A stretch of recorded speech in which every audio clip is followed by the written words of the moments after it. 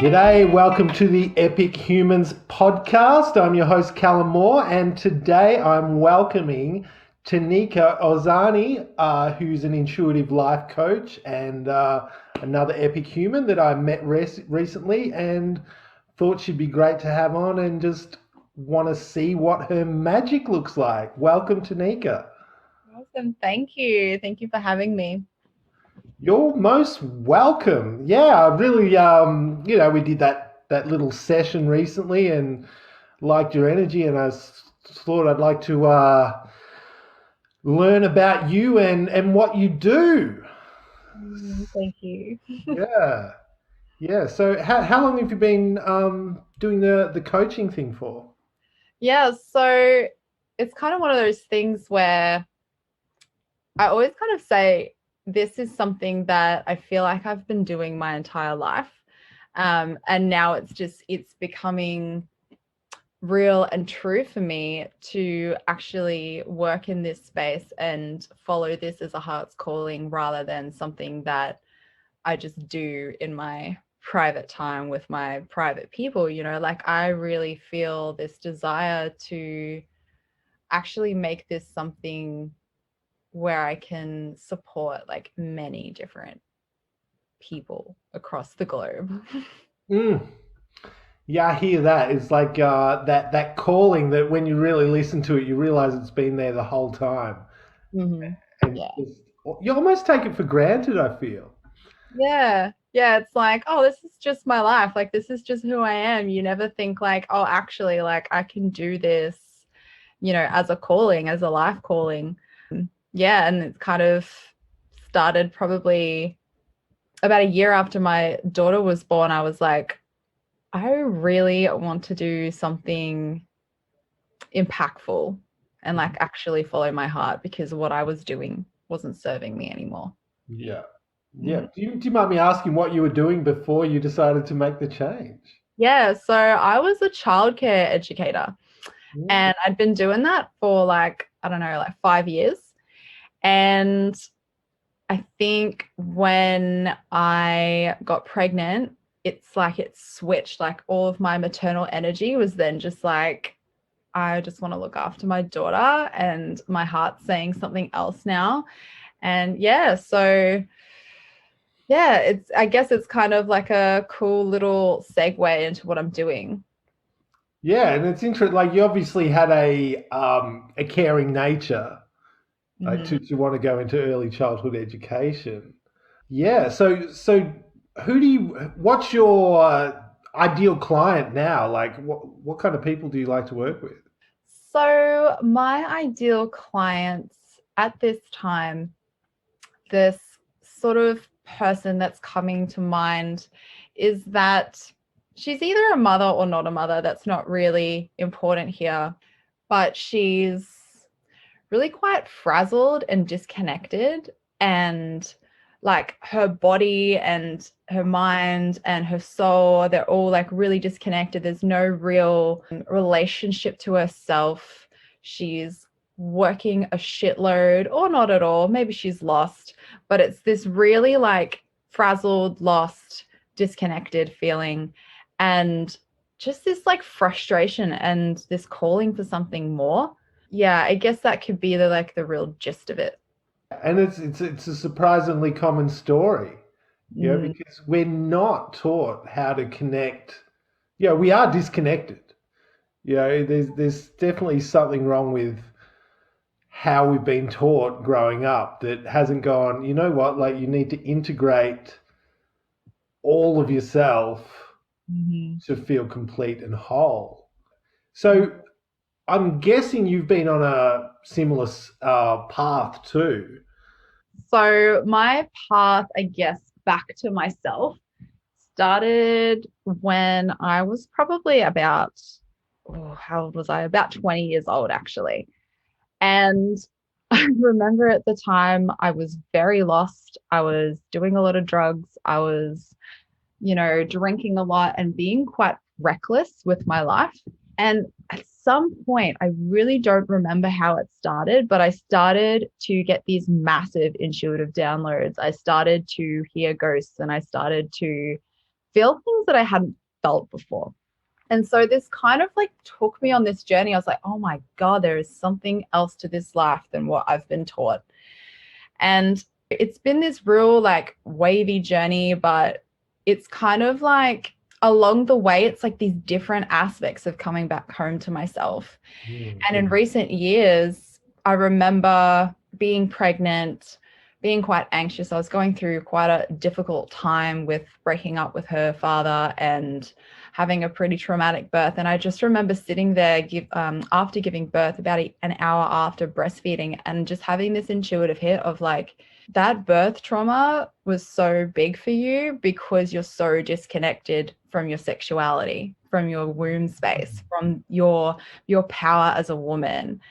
And I was like, shit, like that's a pretty big missing piece. Like, you know, here I am focusing on yoga and first focusing on meditation and all these different things, focusing on diet, but I'm not focusing on the thing that created me in the first place. So yeah, it's been a pretty wild journey since then. Mm. Mm. Oh, that's incredible. And yeah, well, and it's you obviously had a want and an urge to explore yourself in a spiritual way, connecting with yoga and meditation. Mm. And it's just incredible that the birthing experience was able to open you up to a level that you were probably totally unaware of. Because I feel like there's a lot of people that wouldn't even be connected at that level. Mm. And it's pretty cool that your experiences up until that point led you to this a 0 point moment that sounds like it was absolutely life changing. Yeah, it's actually insane too, because I went into childcare with this idea of like, I had this calling to, I guess, in my own way, like impact the evolution of humanity, basically. Like, I really wanted to work with children and start to like shift perspective and start to like to change those threads of how we are. And then I realized they'd go home to their parents over the weekend, and not saying that their parents are doing anything wrong, but then they'd come back and it was having to do that work all over again. Shit, like there's got to be a different way. And I realized I was like, here I am focusing on the children. I should be focusing on the people that are around the children, the older generation, the role models for these children, and actually help them come back home to themselves. Like this is where it starts for me. And yeah, that was like a massive shift. And to start with something like the womb space is like, well, that's where it's all, that's like the in-between worlds, you know? Mm. Mm. Oh, and totally. And again, as a society, it's very interesting where we seem to be much more accepting of violence than we do of sexuality. Yeah, and it causes so much grief. In Yeah. fact, like there's part of me that wonders if the violence isn't a side effect of how disconnected we are. Mm. Yeah, well, that's interesting, you know, like when aspects are like of ourselves as a humanity or as individuals aren't recognized and acknowledged, it's like everything else is so out of balance. And this part of us will come through in these really impulsive, dark ways that aren't connected to the love that we're created from. Mm. And it can be really detrimental. And like one thing is out of balance, the rest of it is, because you know, you see it in the environment. If one thing's out, the rest of the ecology just goes off. And I feel like we are the universe experiencing itself. We're going to have the same thing. If one thing's off, the rest of it's going to be off. Bringing it all into balance and knowing that our sexuality for a woman or even for a man, like that energetic womb space, is something that if you're disconnected from, it can be off and it can create this domino effect. And it's part of our humanity. It's a part of us being.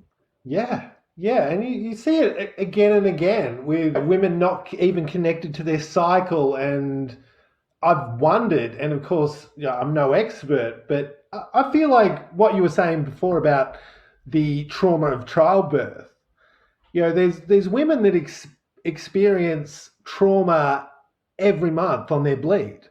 Mm, You know, mm. and I have wondered if that's to do with them being disconnected from their energetic selves.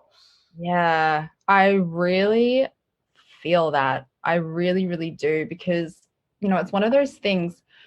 I mean, I look at myself, I can really only speak from my own experience, I guess, but I look at myself and I consistently say that I love my bleed. I love it. I love having that time away. I love, going into that intuitive space. I love bleeding. Like, I love feeling the differences that come up. I love the fact that when I'm moving around too much, I'll start to get pain. And it's like, oh, okay, that's my womb space telling me, like, slow down. Like, you're not supposed to be moving around and doing this much stuff. Well, you're bleeding. This is a time of shedding and this is a time of reflection. And it's kind of wild to me. I have quite a few disconnected, beautiful females around me that are very like, oh, I've got my period. Like, it's horrible and I hate it. And I hate being a woman and I hate it. It's like, you're like so disconnected from your whole womanhood.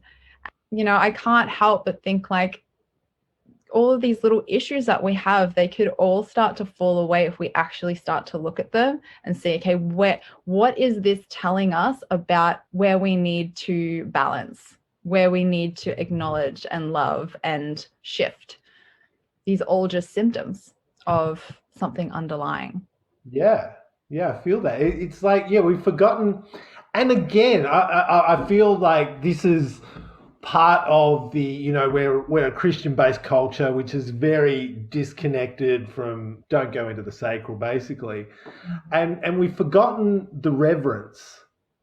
Mm, And if we can just shift into that, holding our bodies and our bodily functions with some reverence and understanding that it's all part of the natural cycle, mm. it really can put us in a much better, more accepting, more loving space.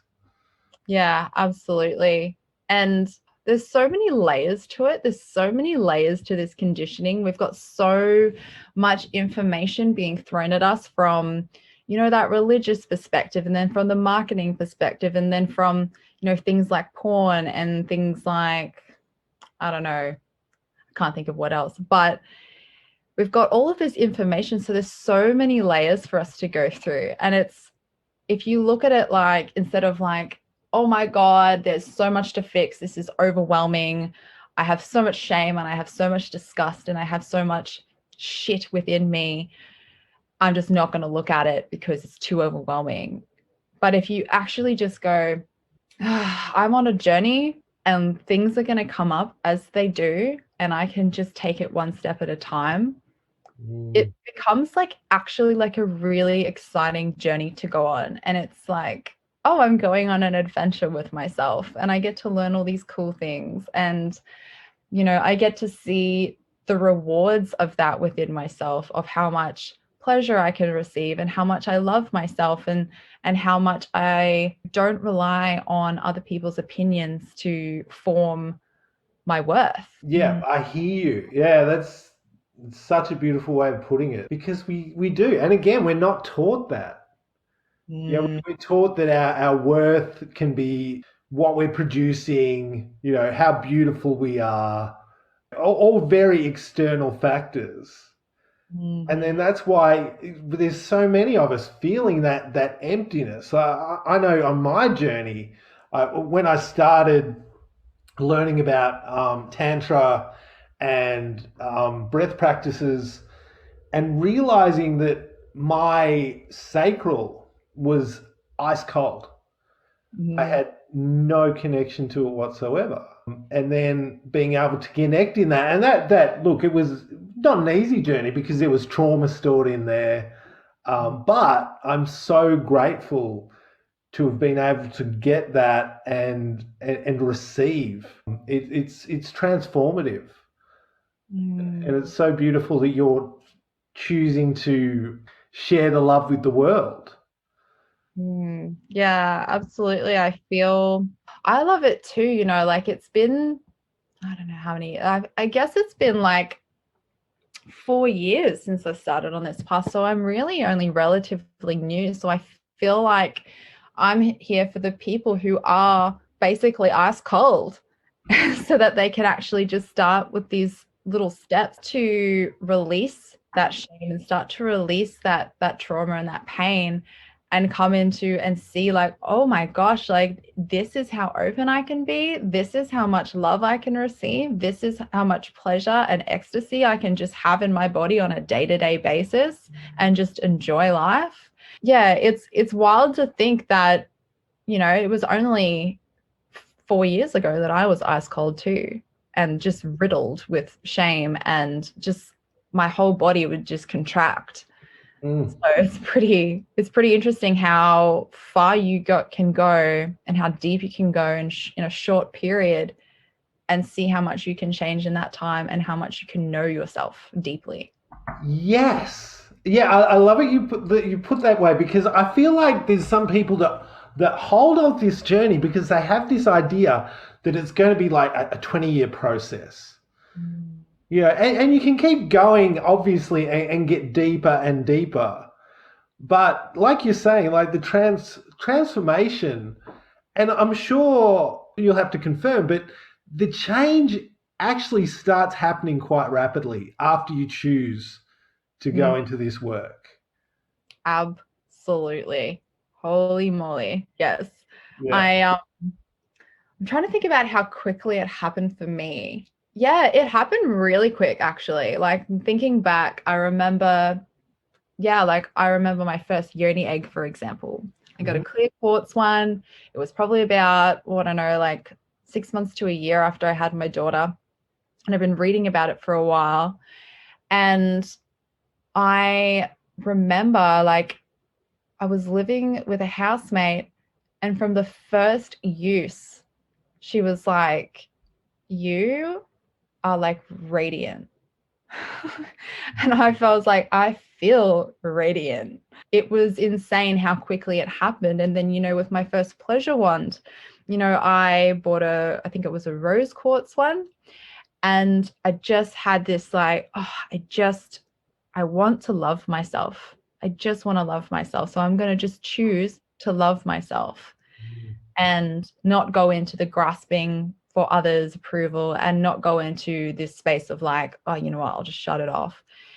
It was this really conscious choice. And within probably a few weeks, like I was really in this self-love practice. I would look forward to it. It was like a date with myself. It was a meditation. And I would come out of it just feeling so radiant, so vibrant, so self-loving. And this is without like orgasms. This was just like, like I'm just spending time with myself, and it is so quick when you just choose it and you think, fuck, like if this journey goes on for another 20 years, like imagine how much more in love with myself and with life I can be 20 years down the track if I keep going. Yeah, I hear you. Like, and it's interesting. Like, as a male, we grow up with this idea of masturbation and what it looks like and what it feels like.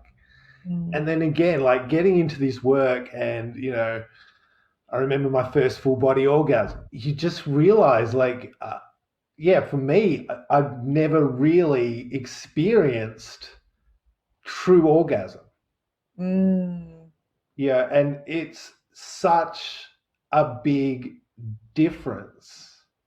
Like, It, yeah, it absolutely made me realize that we're all just missing out on this innate pleasure, this innate connection that should be there, but mm. it's not. And Mm. again, like I feel like for men, it is. It's such a disconnection from the truth of their sexuality. And yeah, I just look, for me too. I sometimes go into a very, if I don't watch myself, I can get very anti men just because of, we do live in a culture that is quite sexist. Yeah, I'm still on the fence about whether something called rape culture exists, but it's there. You know, Mm. Mhm. and there's certainly, if you're disconnected from yourself, how can you connect with someone else? How do you know? And I see it. Well, I don't go out anymore because like I'm an old person, but when I used to get out, I'd see men with women. The woman is obviously very uncomfortable, Yeah. but this man is so disconnected from everything that he has no idea. Mm, yeah. Yeah. It's about, yeah, I feel like in those spaces, even with women, like I've experienced for myself in my own experience, where it's like there's this animal urge and there's also this disconnection from your power and from your heart and from like all time and space, and it's like this quick sharp just need to release, just need to get rid of this feeling. Like we can't hold the feeling of desire, we can't hold the feeling of that energy moving through us, so we just disperse it, we get rid of it, and we're not really like living up to the potential of like what our bodies and our spirit can really move through. I really feel that that's probably a massive part of rape culture, and it's definitely a massive part of couples that get together and then they just kind of go through the motions because they're not connecting to themselves, they're not connecting to the greater picture, they're not connecting to the greater like source energy, right? Mm. And they're not, and because of that they're not connecting to each other, so it's just kind of like going through the motions and like living out these roles like little robots. Mm. It's like we are so much more than robots that just get the white picket fence and like have this kind of like mediocre orgasm sex. Yeah, I totally hear that. It's like we forget, and I think it's easier and more common with that long term partner that, yeah, like you're saying, you get into a routine about sexuality, like what your sex is, without actually going, no, well, what do I desire today? Mm, Because our sexuality is fluid. So and it's so easy to fall into the, like you're saying, the routine and not mm, actually taking the time. Okay, heart, what do you want today? Yeah, yeah. yeah. Yeah, absolutely. I mean, I know for myself that there have been times when my yoni has said no to self pleasure. And then after that, I get a symptom of like her screams, basically. And Mm. it's like, okay, well, all right, I'll listen to that a bit better. And like over time, it's like sometimes the pleasure just comes in a good dance, or it just comes in just touching your own hands and looking at them and like just connecting to yourself and to all that you are. And I feel like it's the same for sex. It's the same for, being intimate with another. Like it doesn't always have to be that penis in vagina, get it over and done with, man orgasms, woman doesn't. Like that's kind of like how we're kind of conditioned. Mm. And it's like, I know that for myself, I still have conditioning, I still have shame, I still have, like this routine that can kick in. But it's like, there's so much more to this, and that's exciting. There's so much more to this journey, and that's exciting. And there's so much more to me, and that's exciting. I can't wait for millions of women and men to wake up to this for themselves and feel vibrant in themselves and go on this journey of self-discovery that includes their sexuality. So that, my gosh, like how free would this entire, human race be if we were able to do that? Yeah, yeah. But it's funny, like, I feel like the powers that be have this idea that if we all get connected to our sexuality, it's just going to be orgy time. Like it's like this fear that if everyone is connected like that, yeah, it'll just be like work won't get done because people will be too busy doing it. Which is just, I don't feel like that'd be the case at all. It's actually so funny because, when you start to do this with yourself and you start to go into what your heart, your yoni, your lingam, whatever, like really wants and desires in that moment, you actually become more discerning with where you put your energy. Hmm. You, I had an experience recently where I saw an old friend of mine and I knew that he was not someone I wanted to be intimate with. just because of history, where his energy's at, where his life is at. I didn't want to like put that with my energy. But because I was in my shit, I was in my resistance, I was like, oh my God, I am very attracted to him right now. Like, I just really want to just jump his bones. And I went home and I was like, okay, Tanika, right, no, like we know that this is not real. This is an urge that's not really stemming from the true desires, because I could feel it in my heart. It wasn't a true desire. It was like coming from this place of lack. So instead, I decided to spend that time with myself, and that attraction for him dispersed because it wasn't true for me.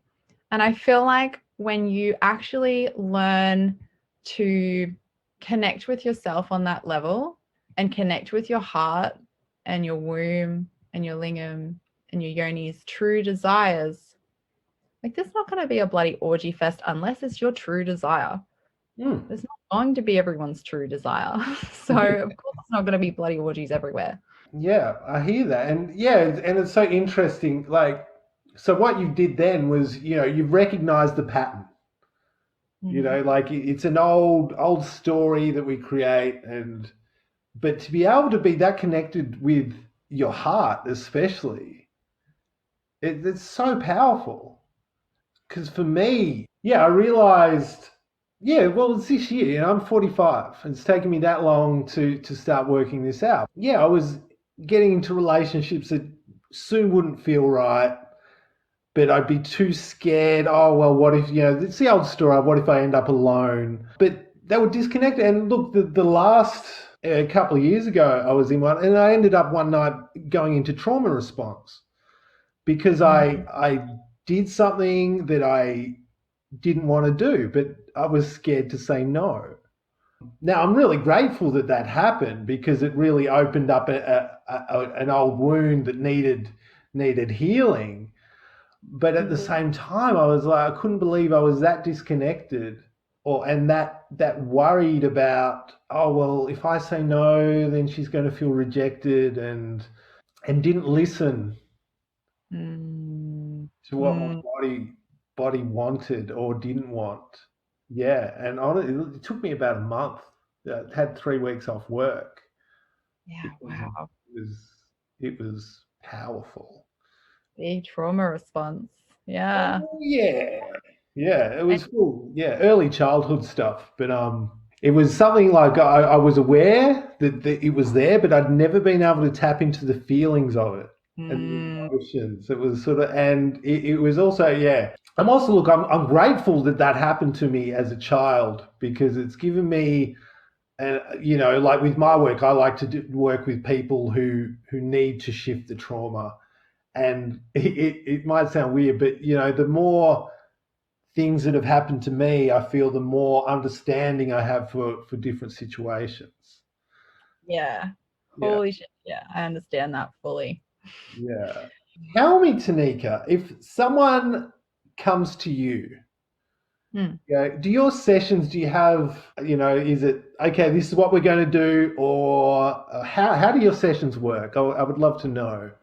Oh, I guess it depends on the session that you book with me. For example, if you were to book a mini intuitive reading, you'd simply just get a little reading, a few little little steps. Like we wouldn't really dive any deeper into it because it's a mini reading. Then if you were to book a intuitive coaching session, I'm helping you with that. It's still that intuitive process. We're still going into it with that connection. However, then we go deeper with it and we start to unravel what's going on underneath. Instead of me just telling you what's going on underneath and like, here you go and sort it out, it's like we're going so much deeper, and I'm actually supporting you to unravel it and to then start to shift your behavior, your thoughts, shift that energy from your system so that you can choose again and you can choose a different thread. And then if you were to join a course, for example, Cosmic Seduction, I did try doing the fully structured group experience, but I found that really worked against my way. And now I've structured it so that it's simply like a bunch of one-on-one sessions, share circles. And so I can go with each person, each client, each woman, and go deeper into what's going on for them individually and what's going on for them, I guess, collectively as well, because we're all feeling it, right? We're all kind of, what affects me will on some level be affecting you too, because we're all connected. So it's very intuitive, it's very deep, and we go as deep as you're willing to surrender to. It's got to be, you got to be willing to do the work. You got to be willing to surrender to the depths of it. You've got to be willing to feel the joy that comes out of that as well. You've really got to be willing to shift your perspective, to shift your energy, and to shift your life. No, that's beautiful. And so obviously, yeah, you're very intuitive based. Yeah, because I've had a similar thing, like thought about creating, structured courses. And so far, I feel like, I've just had that mic drop moment as you said that, just going, wow, like, why do I have to do that? Like I like the idea of you feel into the individual's needs as the session comes up. Yeah. It's so pointless to go, well, this is what we're going to do, and then you're going to get to this step because everyone's different.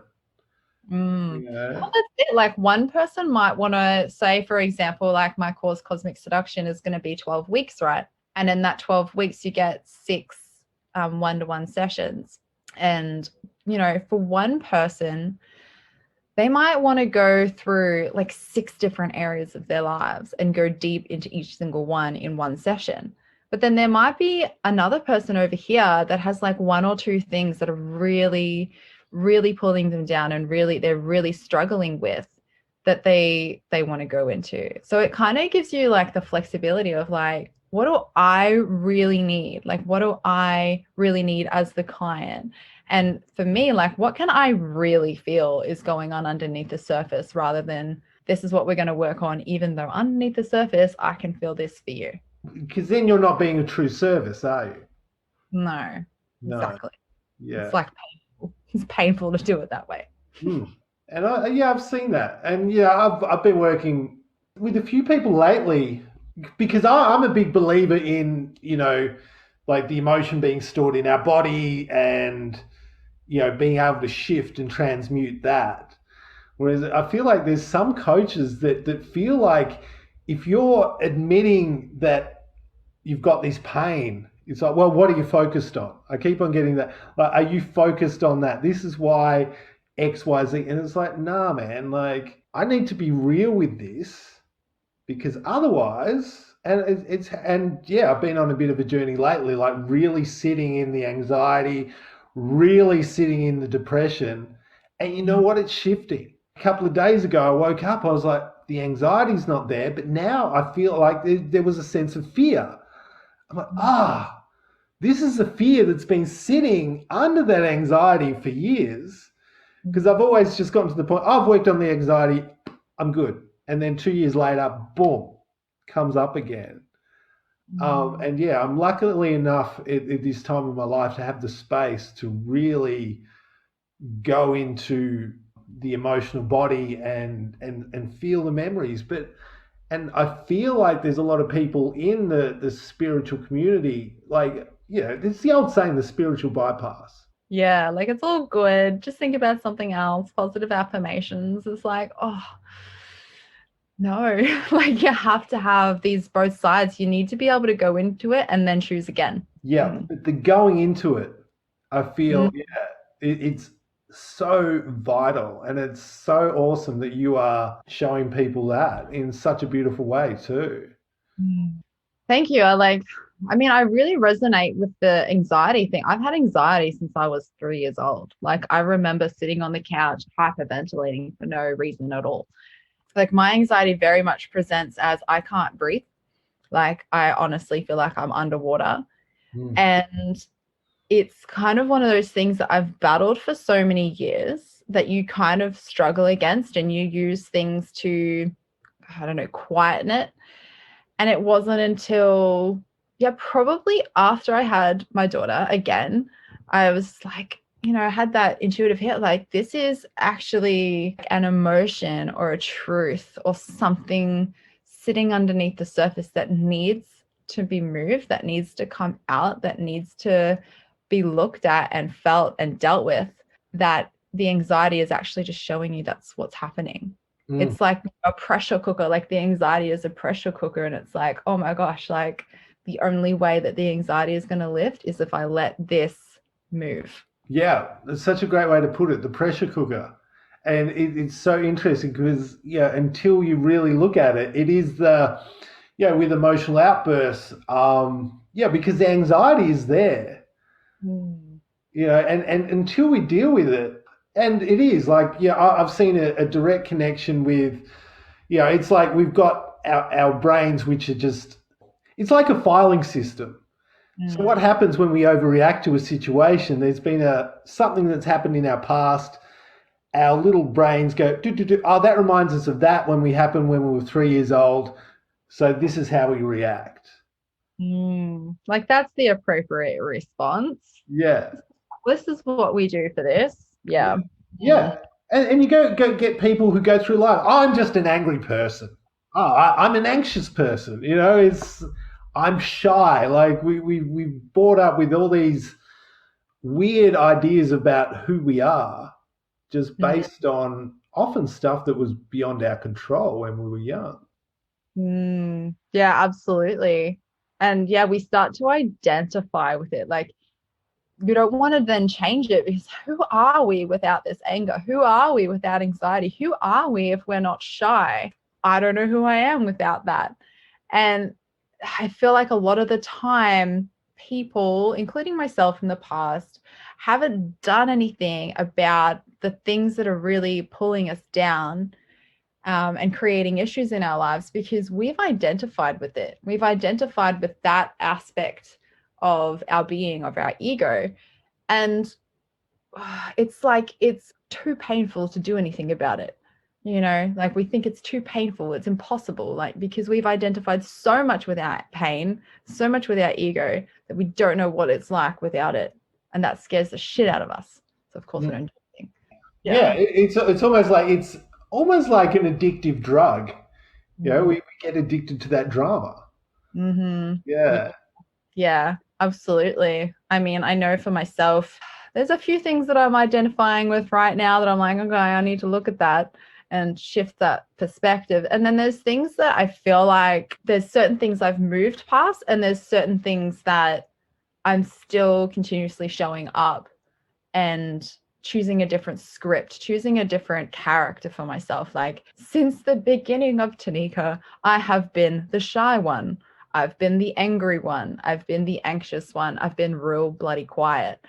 And if you had told like 10-year-old me that I was going to be like willingly going on podcasts and, sharing my story out loud to the world, she would have laughed so hard. Like, it would not have been she would have been like, get out of here. That's not real.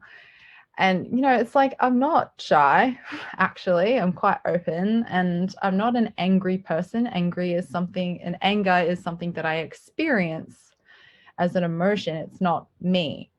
Mm. So for people to identify with their shit, is they're just caging themselves. And it's also interesting as we go along these paths.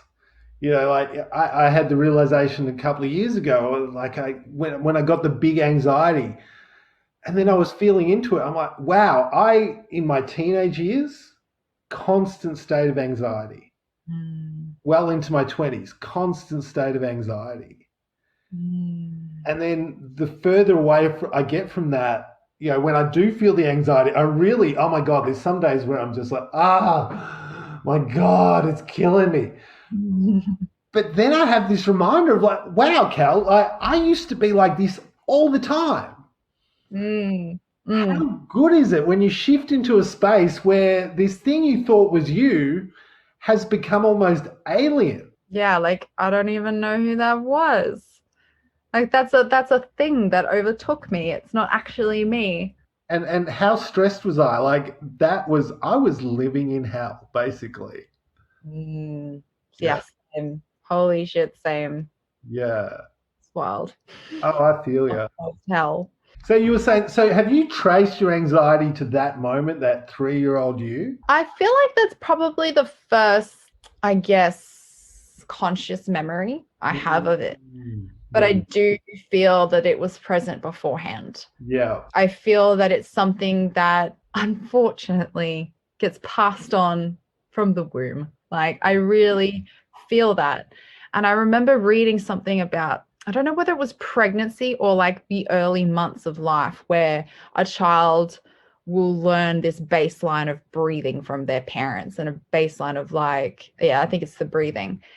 And I remember reading that and I freaked out because at the time I was having anxiety and I had the little baby strapped up my chest. And I was like, oh my God, I'm teaching her my breathing patterns and I'm really anxious. And it's kind of like, I just feel like we learn it so early, Mm, so early. It's insane how early we learn it. mm. And there are things that we learn that we've never seen our parents do, that we've never seen the generations before us do. They do it behind closed doors, but we learn to do it because we're so connected.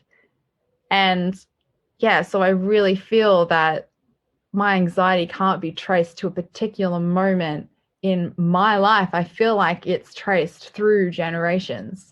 Oh yeah, yeah, yeah. There's evidence. God, what is it called? I forget the name of it. But yeah, we do hold the stored memories and the anxiety in our DNA.